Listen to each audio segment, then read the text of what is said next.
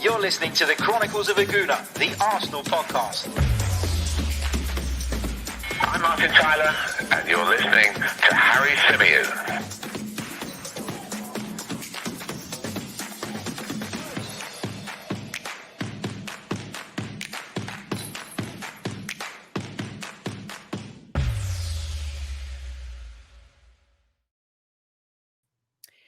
Hello and welcome back to the Chronicles of a Gooner, the Arsenal podcast brought to you by 90 Min. As ever, I'm your host, Harry Symeou, and on this edition, we're going to be looking back at Arsenal's 2-0 defeat at the hands of Chelsea at Emirates Stadium. It was the big return, but Arsenal let us down.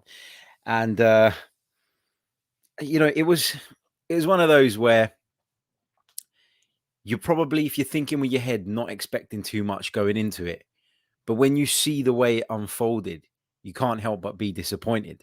You can't help but feel dejected. You can't help but feel worried about what is going to come next week when we go to Manchester City and what might come over the course of the season. Because for me, Arsenal are still getting fundamental basics horribly wrong.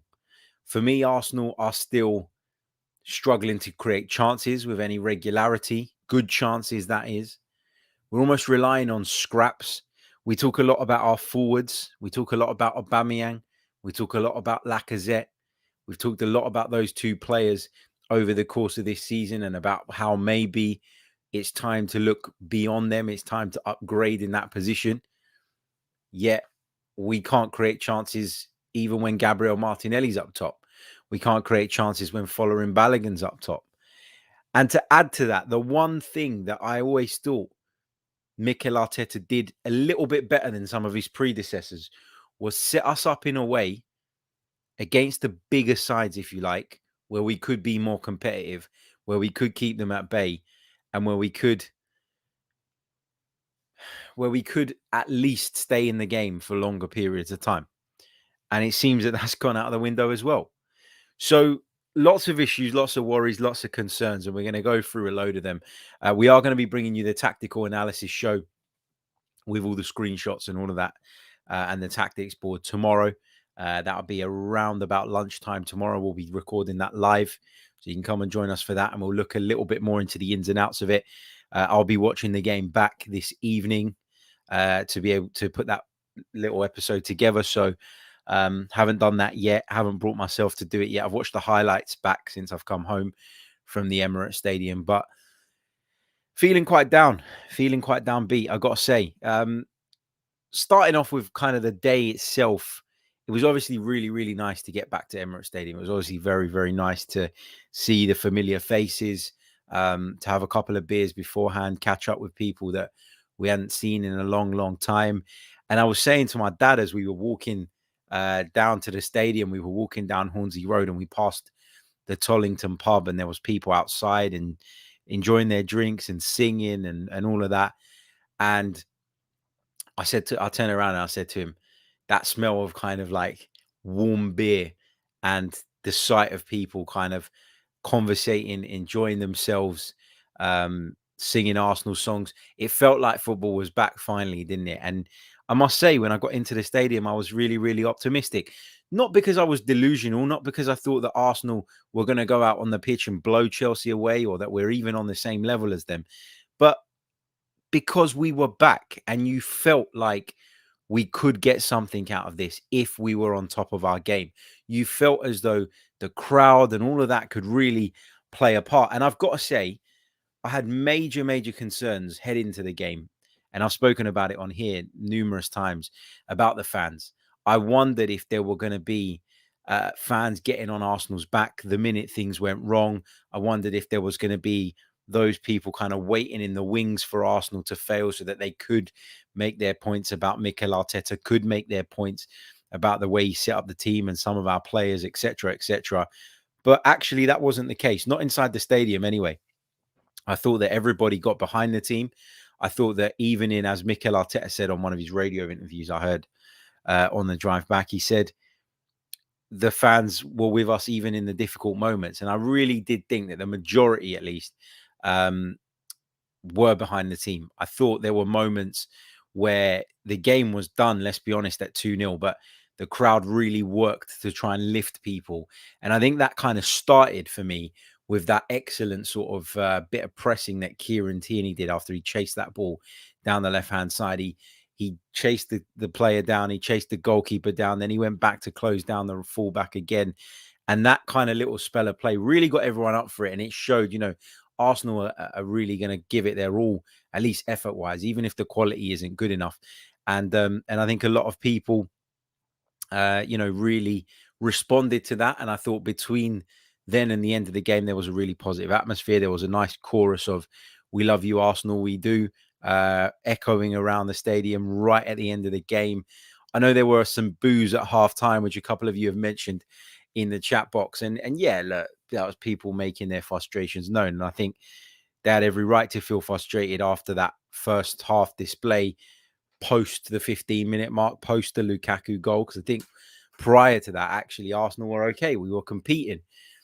But, and we'll go into it a little bit more in depth tomorrow when we do the tactical analysis and the tactical breakdown of it all. But I thought Mikel Arteta got it fundamentally wrong today. I really do. And I have defended him time and time again. And I've actually thought that throughout his tenure, he's always been very good at making us more difficult to beat, as I already mentioned, in these kind of fixtures, and recognizing the limitations of his team and therefore tweaking things and adjusting things to try and level the playing field with our opponents.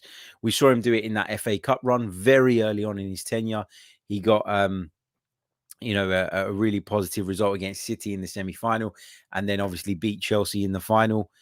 He's since not always got the results that we wanted, but at least made us more competitive. There haven't been that many of those kind of really big batterings that we used to get towards the back end of Wenger's days. But this is my issue with Mikel Arteta tonight. And without going into the tactical side too much, as I said, because we're going to do that tomorrow when I've had a chance to watch the game back, I think the way he set up the team was fundamentally wrong. You look at that Chelsea side, you look at the way they line up, and you absolutely had to match them up. We talked about it at length in our preview show. We went into it in great detail. I talked about all the reasons why it is impossible to go up against Chelsea with all the power, all the physicality, all the technical quality that they have, and be naive enough to think that playing with the 4-2-3-1 or whatever you want to call it was the way to go. I think that we got it tactically wrong, and it made us look like a shambles. Defensively, it was awful. I understand why he didn't maybe want to change it in an attacking sense. He's probably thinking that when we play that way, we do look a little bit toothless. We do look a little bit lackluster in the final third. But actually, we do that, but we do look like that, but we also look a lot more solid defensively. And I just think the way he did it today was disastrous. I think if you look back at the two goals, and again, we're going to analyze this in a bit more detail later on, but if you look back at the two goals, both of them come from Pablo Mari being sucked out of the back line to follow Romelu Lukaku because he's trying to get tight on him, because he's trying to keep him at bay. And Kieran Tierney, as a result, feeling the need to tuck in from left back into almost a centre-back position and essentially affording Reece James all the time and space in the world on that right-hand side. And Reece James is good enough to punish you. You give Reece James that kind of space, you give him that kind of opportunity, and he will invariably make you pay for it. The first time around, he picked out Romelu Lukaku, who bullied his way into the penalty area and tapped it in from close range. And the second time, Reece James got in himself and he fired towards the far corner. Now, a lot of you were disappointed by Tierney's performance today, and I was as well overall. I didn't think he was as good as he normally is. I didn't think he was as marauding in an attacking sense. I think Chelsea did a fantastic job of pinning him back. And that's what happens when you play in Chelsea's formation. You give your wing-backs so much freedom that they do cause havoc. Whether it was Reece James or Marcos Alonso, Chelsea were always looking to get the ball into those wide areas, take us on, run at us, expose those half spaces, and pick out people in the middle of the box. And when I say people, I mean Romelu Lukaku, because he is a powerhouse. I've talked so much over the last few months about how much he has come on since leaving Manchester United and joining Inter. Working under Antonio Conte has done wonders for Romelu Lukaku. He's a much better player than he was previously. But what he hasn't lost in his development is that raw physical power. I don't know if any of you have seen it, but there was a video a little while back, maybe a few years ago now, where he was here in England, and he's doing this drill with Jamie Carragher, and he's talking about how he pins the defender back and then holds him back and relies on his strength to hold the defender off so that he can turn, roll either one way or the other, and essentially create space to either shoot or to play passes or to beat the man. And I just had flashbacks of watching that video today, because every time Romelu Lukaku had the ball played into him, he was able to do that. And why it's really baffling for me, and when I say it, I mean the decision to play the way we did. The reason it is so baffling to me was because we all know that that's what Romelu Lukaku is about.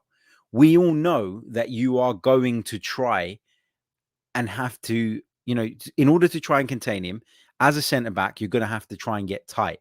You're going to have to go up against him in a one-on-one physical battle, which means that you're leaving one centre half behind to deal with the runners, the Havertzes, the Mason Mounts, and you can't do that. That's not how you defend. We've spoken about this before. In my opinion, in order to defend effectively, unless you have outstanding players, which we don't, you need to have spare men. You need to have a spare centre back that can help.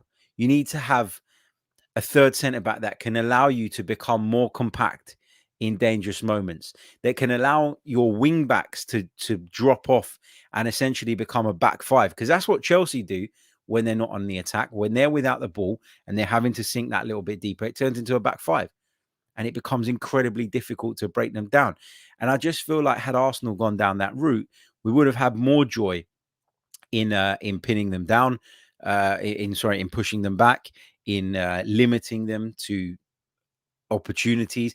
I just felt that we played into their hands. We basically went too narrow in terms of our back four, and we went too narrow because of our fear of Romelu Lukaku largely. And as such, we gave up one of the areas that Thomas Tuchel's sides like to expose the most. And you can't do that at this level. You cannot give a team who are better than you technically, better than you physically, who are better than you in every single department, advantages like that. And if you do, you are fighting a losing battle. So defensively, we've established it wasn't good enough. We've talked about the two goals, how they come about. The annoying thing was that after the first one went in, we fell into the same trap again for the second one. And that is doubly frustrating because you see people making the same mistakes over and over again. It's very hard to accept that. It's very hard to put up with that. But the big worry was that we couldn't create much. That for me was more of a concern than two lapses in concentration defensively, more of a concern than the manager maybe making a wrong decision in the lead up to the game. It's that lack of raw creativity, that lack of spark that this team seems to have every time they take to the field. And it's not to pin it on any one individual. It's not to pin it on Smith Rowe, who's the number 10. It's not to pin it on Saka. It's not to pin it on Pepe. But as a collective, we just do not have enough of that creative guile and creative spark. And it's really, really worrying because we've signed Martin Odegaard, who we've all talked about as being a good signing, or the majority of us feel that way. A good signing, yes. Somebody with the potential to develop further, yes. Somebody that I'm glad we brought back to the club, yes. But does Martin Odegaard tomorrow make Arsenal click in the final third? I'm not sure he does. I think he will in time, but we need solutions now because the problems are now. And that for me is a big concern, the lack of creative spark. But equally, when we do get the odd opportunity, when we do have things fall our way, we have to take those opportunities. And Arsenal, again, showed a toothlessness in front of goal. And one player I take particular issue with in this instance, and I know he's a centre-back, so this sounds a little bit crazy. Harry having a go at a centre-back for not scoring. But how many times over the last 3 years have you seen Rob Holding go up for a set piece, do everything right in the lead up, get his movement spot on, pull away from his marker, pop up on the edge of the 6-yard box, and fail to hit the target with a header? It happens all the time with Rob Holding, and it's so frustrating because, yes, you don't rely on your centre-backs to score your goals, but when you do get those moments in games like this, games that are determined by the finest margins, you need someone to pop up and deliver, and he just doesn't do it. He just doesn't do it. And I know this sounds crazy. Why is he slagging off a centre-back for our lack of goals? I'm not, I'm not wanting to dig out Rob Holding, but when I thought about it after he did miss that opportunity, it suddenly dawned on me that this has happened so often with Rob Holding, and it is something he needs to improve on because, as I say, he's got everything else. He gets in the right position. He senses where the ball's going to go, but having got there, he just can't convert. Now, Mikel Arteta talked a lot in the post-match about the players that we had missing, and I've got some sympathy for him there. I've got to say, missing Alexander Lacazette, obviously a big blow, was very important to us last season. I felt was very important in the sort of improved form that we showed in the back end of that campaign, or in the second half of that campaign. Obviously, we were without Thomas Partey, another big blow. Ben White, another one. Gabriel, another one. And there are, a few players that people will mention and we'll talk about. But those were the ones that, would have played, that would have probably made a difference to the starting 11. But it's kind of, we're in that difficult place where you don't want to look at it and say it's all on Mikel Arteta because of those absentees, because of that long list of players missing. You don't want to look at Mikel Arteta and say, well, you had every single tool that is available to you at your disposal today and you still got it wrong. But on the other hand, you look at where it was lost today, and I'm not even sure it was lost based on the personnel. I feel like it was lost tactically today. And that is something that the manager has to take stick for. That is something that the manager has to be held responsible for. And this is why it's taken me 17, 18 minutes into this podcast to even mention the players that were unavailable to us. Do I recognize that we are significantly weaker with a lot of those players I've just mentioned? A lot of those players I've just mentioned. Of course I do. Of course I know it's difficult as a manager to go into games and to not have what I believe will be his 2 first-choice centre-backs in Ben White and Gabriel not available against the champions of Europe. Of course, I agree that it's difficult to go into a game with only one half of your preferred midfield partnership. Of course, I know that Pierre-Emerick Aubameyang wasn't fit enough to start the game. Of course, I know that Alexander Lacazette would have been a better option up top today than Gabriel Martinelli. But when you get it tactically wrong, you have to look at the manager. And would those players have made a difference? Yeah, I'm sure they would. But fundamentally, we were set up wrong.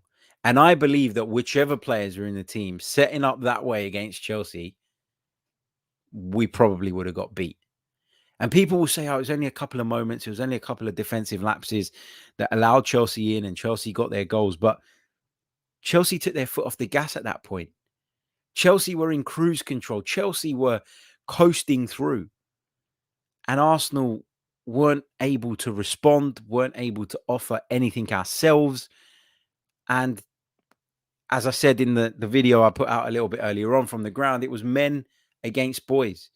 It was like when you're 12, 13 years old and you go to football training and the coach, decides to set up a match between the parents and the kids. And the kids might be running about all enthusiastically and trying to win the ball back. But, I don't know about you guys. When I was 12 years old, I couldn't get near my dad. If he put his arm out like that to stop me getting onto the ball, that's what would have happened. And it felt like that at times. And it only dawned on me how physical that Chelsea side are today when I saw them in the flesh. People like Marcus Alonso, a left back, is an absolute unit. There was one instance in the second half where I saw Pablo Mari go up for a header with him on the edge of Chelsea's penalty area, and Alonso came out on top. And I looked to my mate next to me and I said, if your centre half can't win a header against their fullback, what chance do you have? You know, what chance do you have? They're physically stronger than us. They're technically better than us. They've got incredible strength in depth. And again, I go back to that point. I know we have players missing. I know that makes a difference. But I looked over at one stage during the game in the second half, quite deep into the second half. And I looked to my right. I'm sitting in the North Bank and the substitutes are warming up just in front of me to the right. And I look at the Arsenal substitutes warming up. And I see Ainsley Maitland-Niles, Reece Nelson, and Sead Kolasinac. And I think to myself, what have we got on that substitutes bench? Aubameyang had already come on at this point. What have we got on that substitutes bench to make a real difference here? And I looked a bit further and I look at the Chelsea substitutes bench and I see Hakim Ziyech, Timo Werner, Thiago Silva, all top quality players, which shows you just how much of a difference and how much of a golfing class there is between these two squads.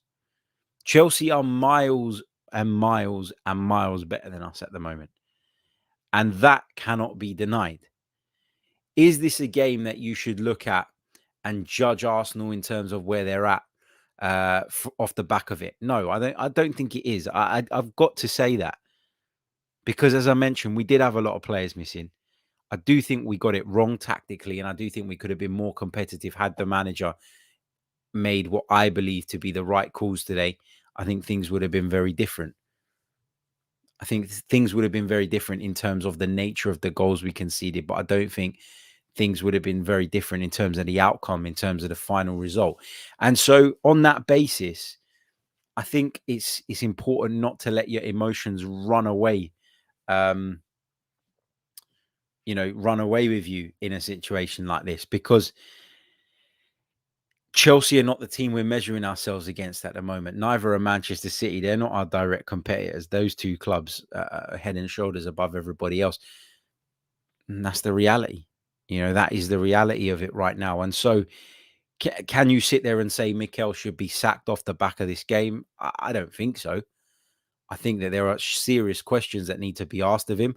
I think he did get it wrong today and he shouldn't be exempt from that criticism, which is why I've spent the last 20 odd minutes talking about how he got it wrong, how he picked the wrong system, how he failed to recognize Chelsea's strengths.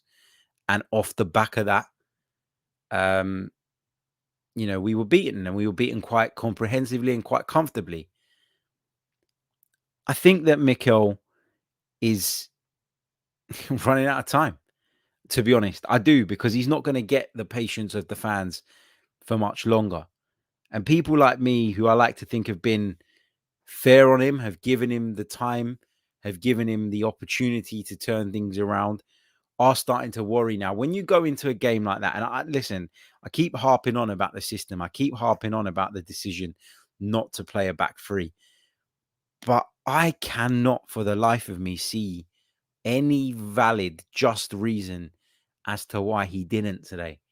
Now, some people tweeted me a little bit earlier on and were saying to me that it was because if we're trying to embed a philosophy, we should stick to our game. We should look at to play our game. We're Arsenal Football Club, and we shouldn't look to change our game to deal with others. But the reality is that when a team is so much superior to you, you have to do that.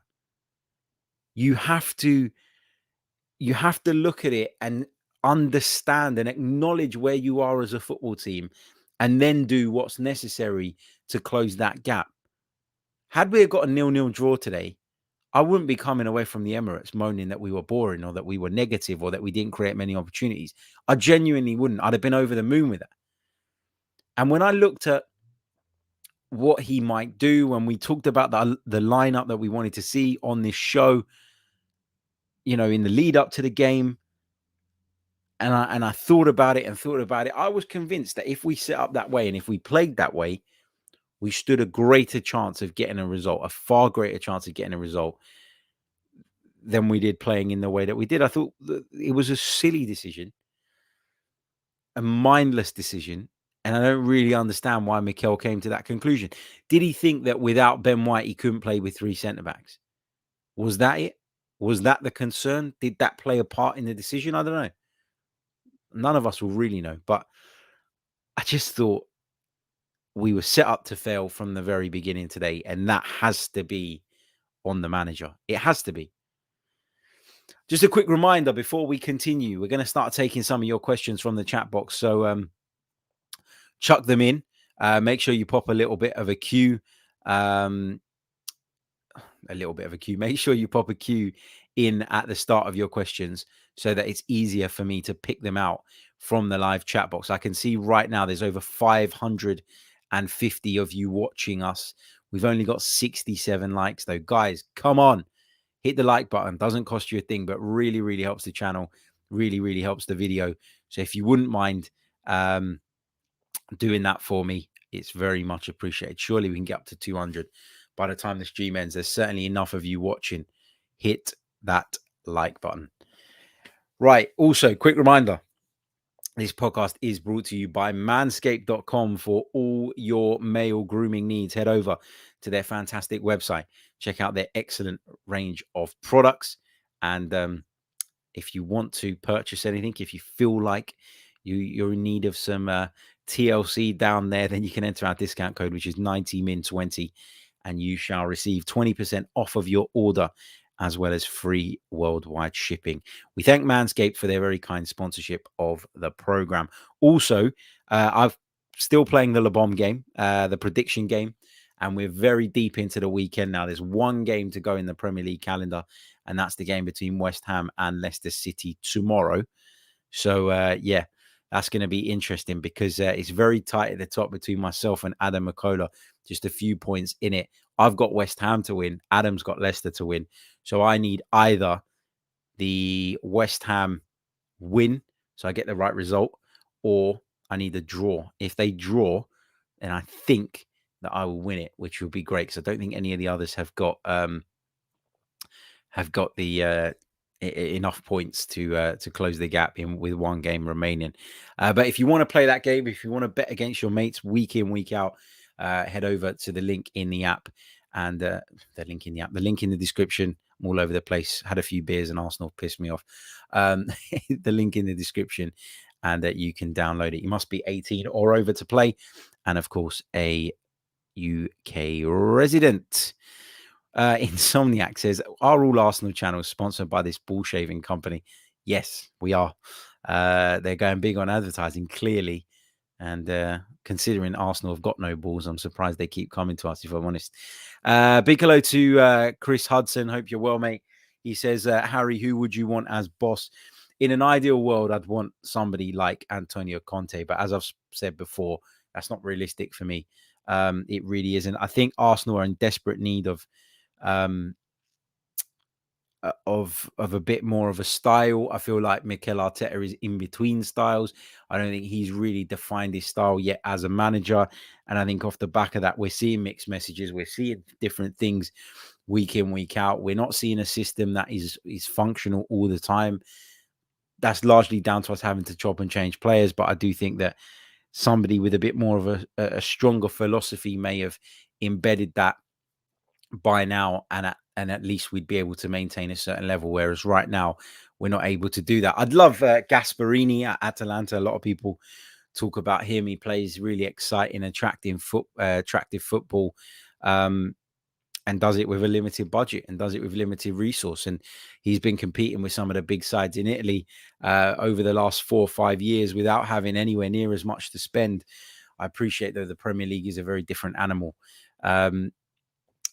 It's a really hard question to answer, Chris. In an ideal world, as I say, Antonio Conte would be my man, but I don't think that Arsenal would be able to convince him. I don't think that he would want to take the job. I think he would see it as too big of a challenge. And I think that when he looks at the squad that we have, coupled with what he'd be given to spend, I think he'd struggle, and I think he wouldn't be convinced of the project. People say that Arsenal have spent loads of money this summer, and they have. They have spent a lot of money, but they've bought a lot of players in.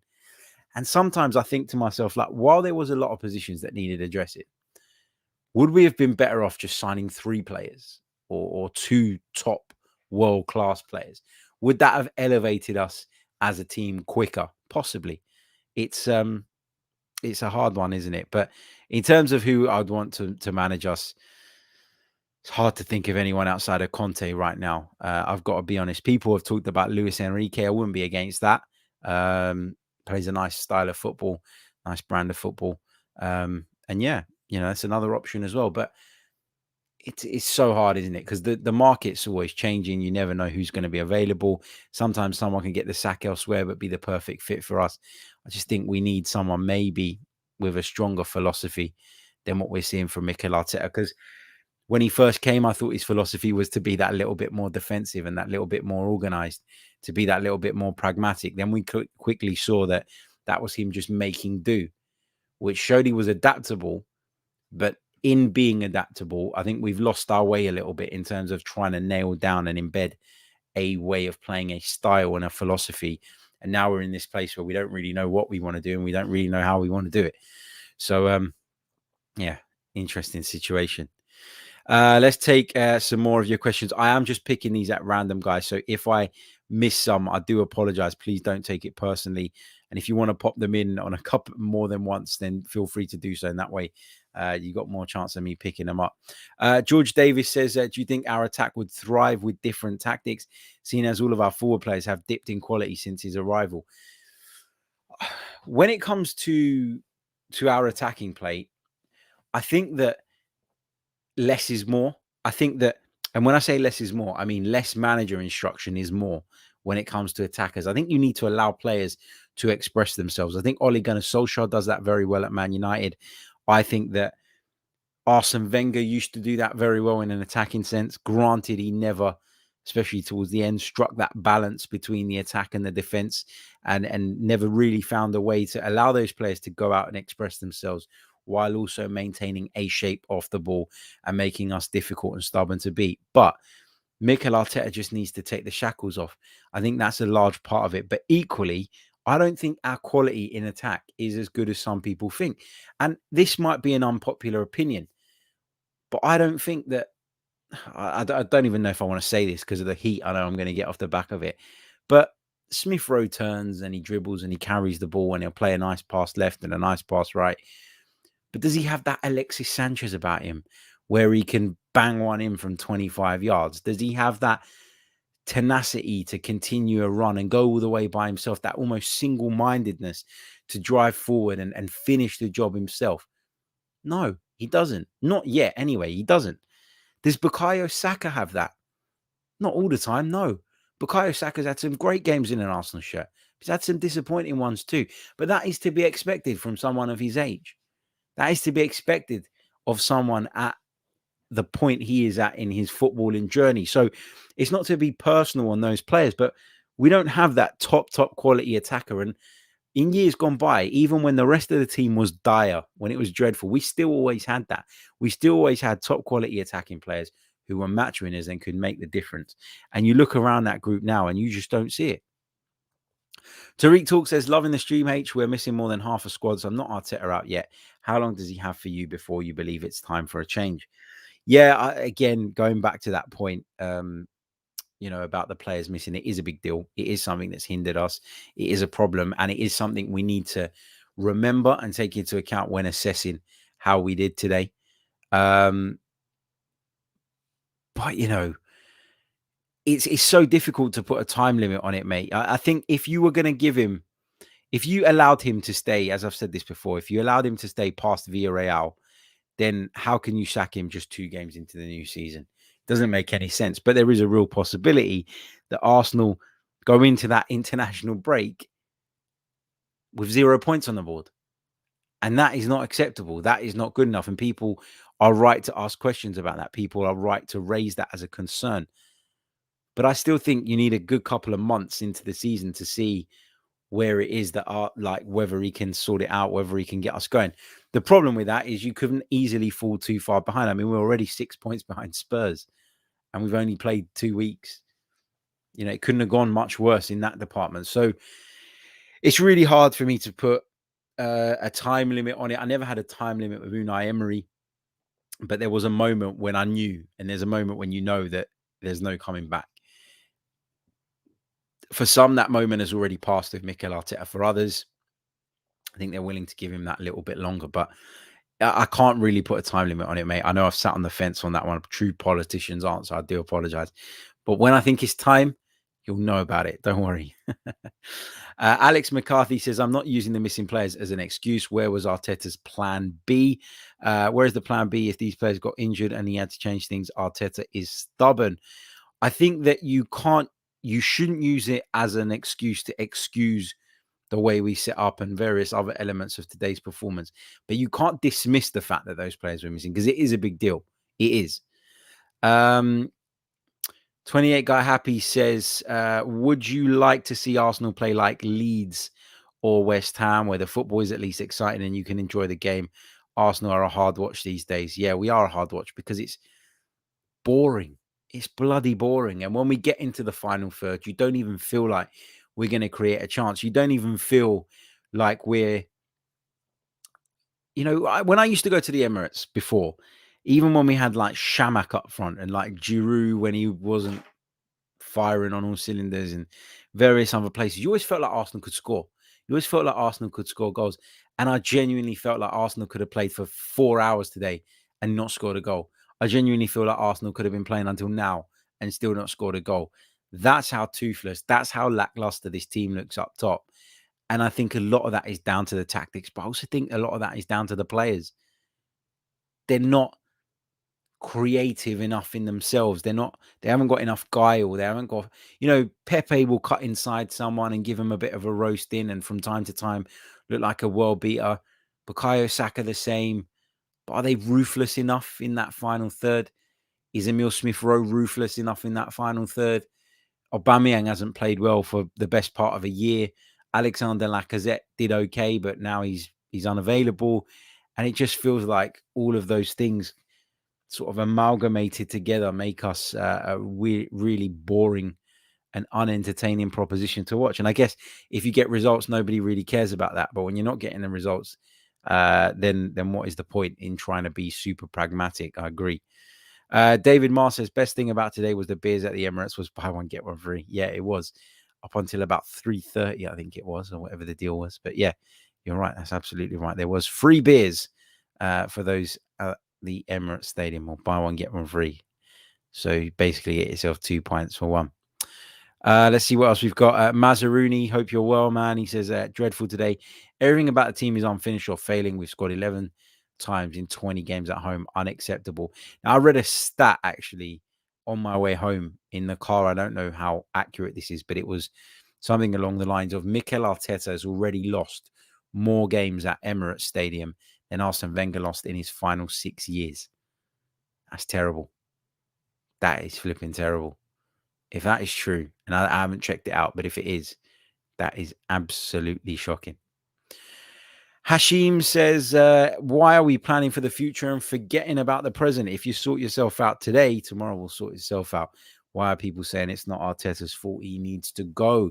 Yeah, he is obviously partly responsible. The buck always stops with the manager, doesn't it? But I do think that I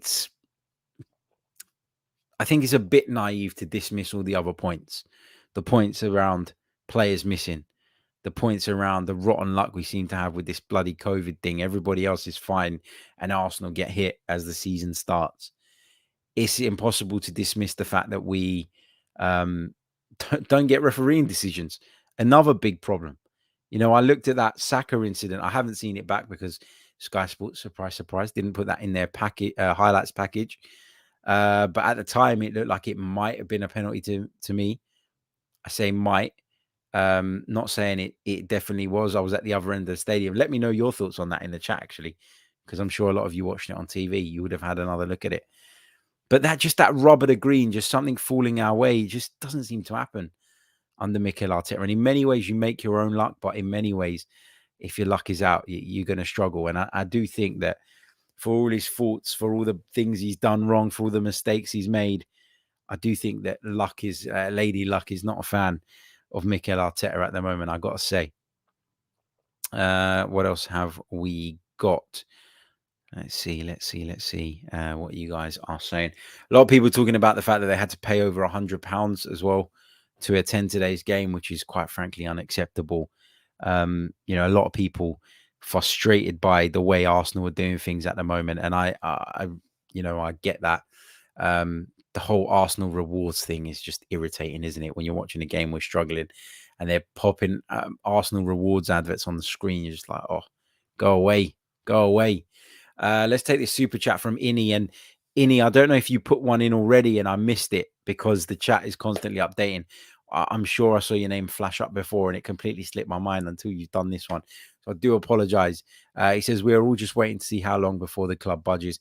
The club is on a decline. We'll win games based on sheer quality, but not enough. Yeah, there'll be plenty of teams in the Premier League that we still have superior quality over, and that will get us over the line. But unfortunately, if you want to compete at a very top level, you need to be adaptable. You need to be tactically aware. You need to be strong. You need to be consistent, all of which Arsenal are not at the moment. We are struggling. And another reason why I think we struggle as well, which again, I'm going to go into in a lot more detail on the tactical analysis. I must make a note to talk about this, because it was a big thing for me today. And I'm not sure that many people have spoken about it. So I wanted to make sure that we do cover it. And that is the midfield and the fact that we're asking Xhaka to squeeze up a little bit more than he did last season. I don't know if you guys have noticed that.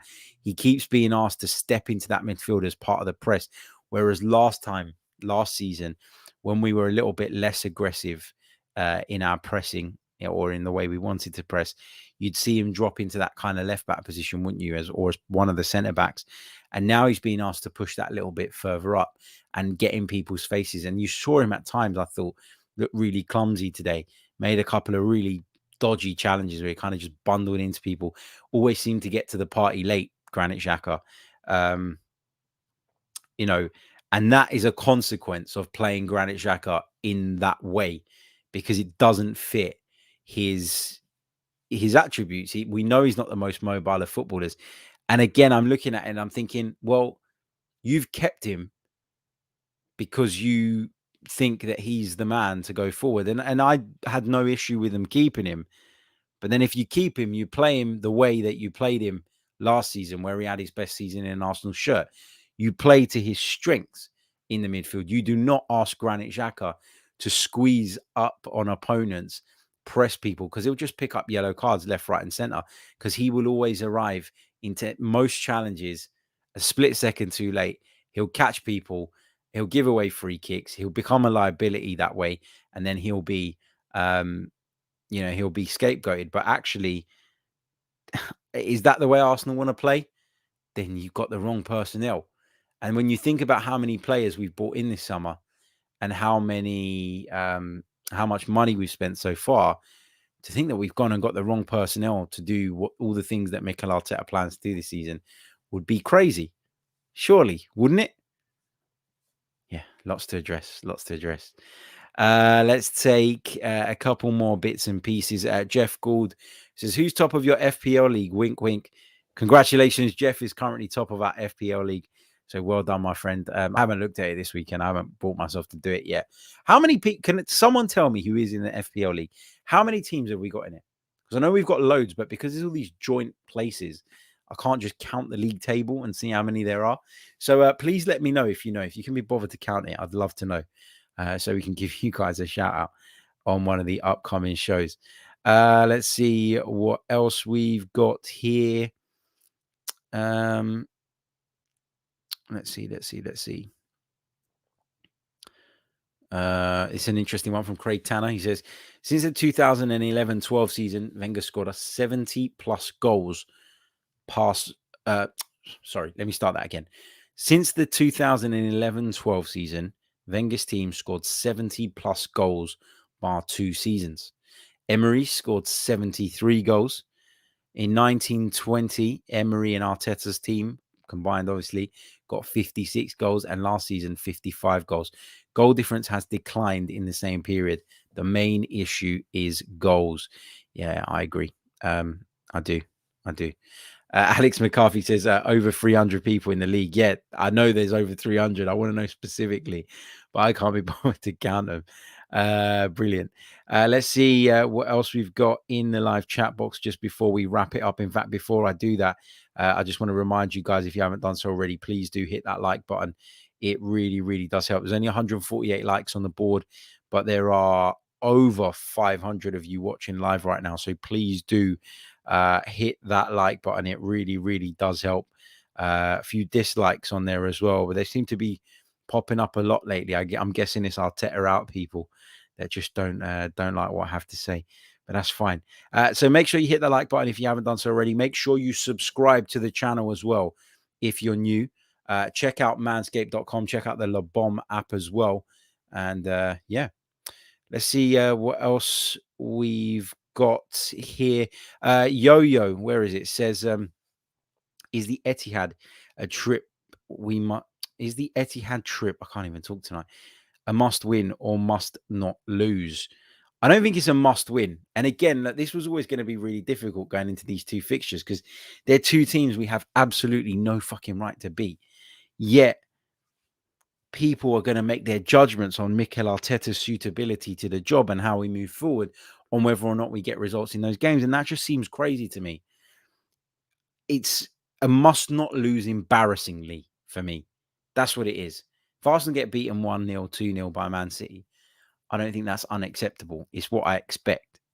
But it must not be a let's go out there and get humiliated defeat kind of thing. Do you know what I mean? We've got, and if he does go back to the back three now for Man City and tries to make us more compact, I will be so frustrated. I think it's the right thing, but I'll be so frustrated that he didn't have the sense to do it today. Interesting, irritating. All of those things rolled into one. Let's take this one before we duck out from marquee signings. It says your 90-minute friend was right about Lukaku's dream debut. Completely disagree. Romelu Lukaku would have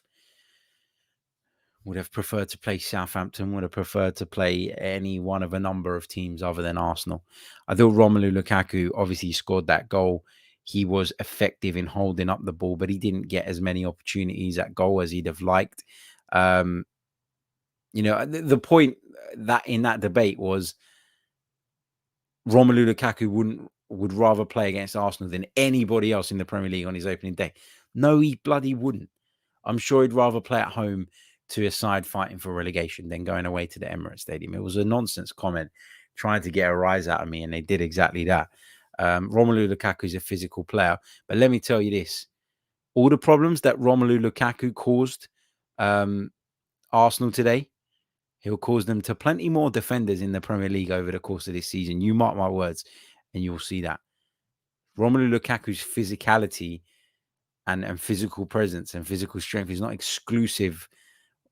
It's not exclusive to Arsenal. It doesn't only come out when they play against Arsenal. It's something that everyone's going to struggle to contend with. I promise you, even some of the biggest centre-halves and most powerful centre-halves in the division. Can't wait to see him go up against Virgil van Dijk. That's going to be interesting. Right, we are going to leave it there. Big thank you to everybody for tuning in. Remember, hit the like button, subscribe to the channel if you're new. If you'd like to support me in bringing you more Arsenal-related content, then you can do so by clicking on the link in the description and becoming a member. Thank you all for your continued support. Thank you all for tuning in. Unfortunately, we didn't have a positive result to talk about today, but we are going to be back with our tactical breakdown. That'll be out on Monday afternoon. Going to be at the studio with the 90-Min guys tomorrow morning. So when I get back, we'll do that. We'll get all the prep done beforehand and we'll do that live in the afternoon. So I look forward to seeing some of you then. I look forward to seeing some of you a little bit later on in the evening as well. Plenty of Arsenal content to come. So make sure those notifications are turned on. Until next time, ciao.